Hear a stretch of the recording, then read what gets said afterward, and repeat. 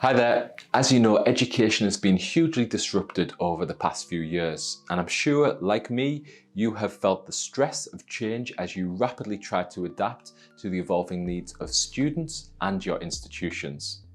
The good news is that you and your students or learners now have new experiences, skills, expectations in regards to approaches to learning.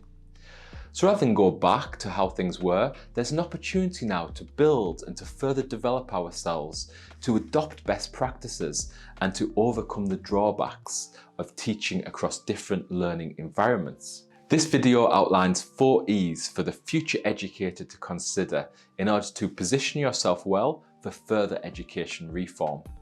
The first E, maybe not surprisingly, stands for Educator, and the need for our definition and understanding of what an educator is to be more clearly defined and aligned. Educators can be working in various roles, ranging from professors, teachers, trainers, coaches, facilitators, etc. However, holding one of those roles doesn't necessarily make an educator. So what's the difference between a teacher who is an educator and one who is not, for example? I think the first difference is being a reflective practitioner who actively works to develop their teaching practice. An educator is also someone who doesn't only deliver information to an audience in a one-way passive approach.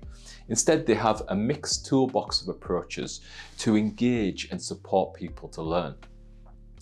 They're also able to facilitate learning experiences, knowing when to step in and support, when to step back and let learners learn for themselves. How to deliberately do this links to our next E, explicit learning design.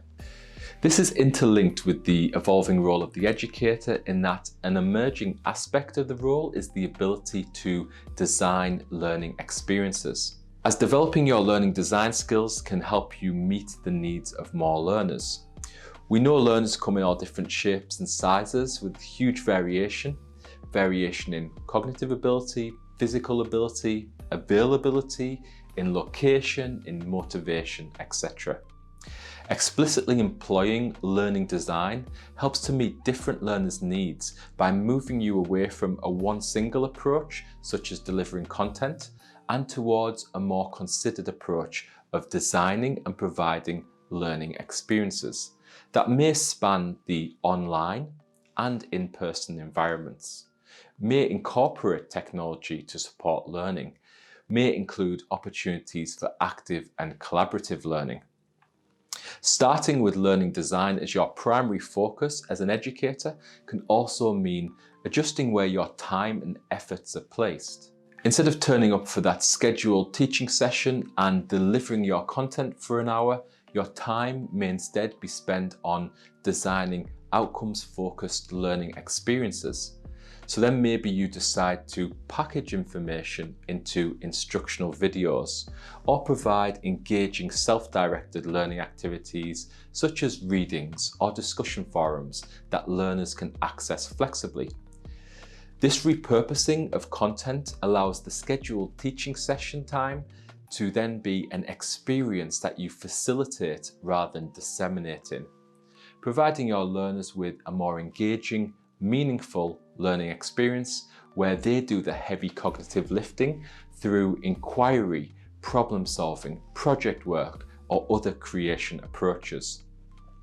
This change in approach doesn't happen all at once or overnight, so our third E is for embracing experimentation, to acknowledge that there's no quick fix or one-size-fits-all approach to teaching. As an educator, you have to give yourself the freedom to try things, for them to fail or succeed, and either way to try and understand why it turned out that way. In too many cases, people will try a new approach or a tool, and if it doesn't work the first time, sometimes the second, they will revert back to the safety of traditional approaches, but less effective approaches. So employing a mindset of experimentation and inquiry will free you up and lead to improved learning experiences. Finally, the fourth E is to evaluate. Evaluate your teaching and learning experiences.